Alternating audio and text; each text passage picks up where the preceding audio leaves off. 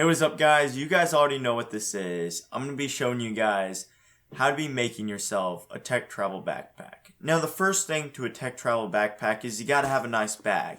But pretty much all the nice ones out there are about $300 to $400 if you integrate power and all this other stuff into it. Well, I actually ended up spending like $500 on this bag in general trying to make this video. But it's unique and I actually love this bag. It's much more beautiful?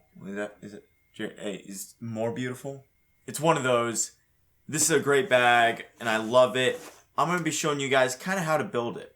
So the first thing to having a travel backpack is you got to have quite a few pockets, but it can't be too oversized.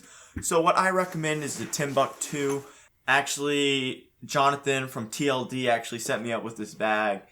He said that this was a great bag, so I checked it out. And in fact, it's pretty nice, high quality, and it's very, very inexpensive. So I just fell in love with this bag.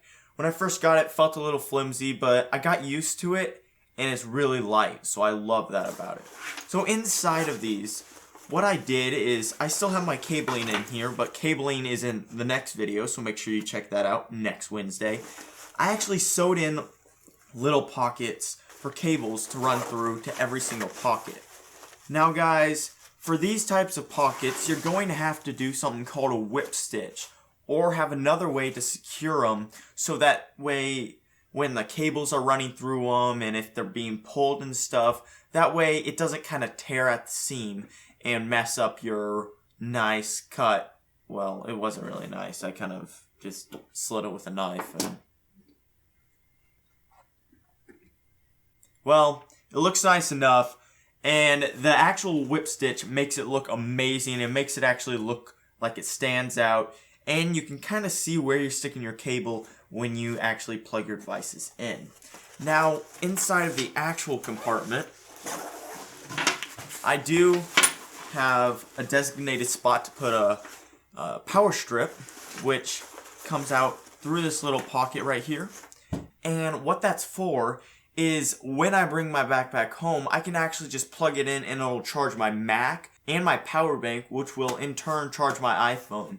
So for my power bank, I have two different lines coming off of it. I have one that goes out through the outside of my pack, which actually also goes through for audio. So if I want to keep my phone in my bag and listen to audio, you can do that too.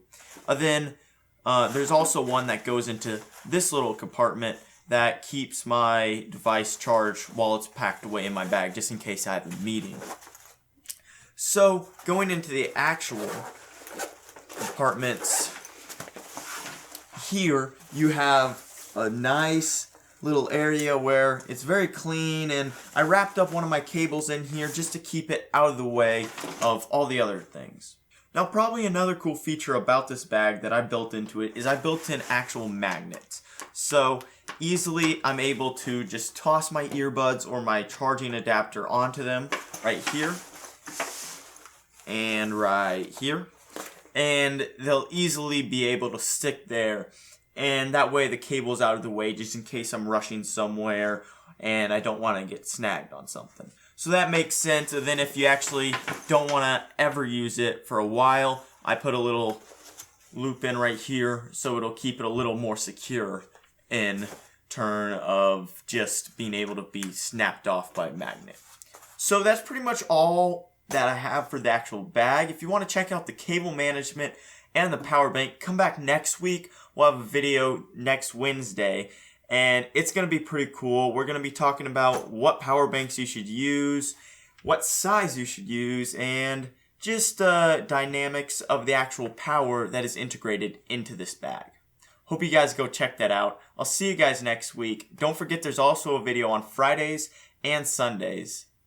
Alright guys, that's all. Don't forget to subscribe and like the video.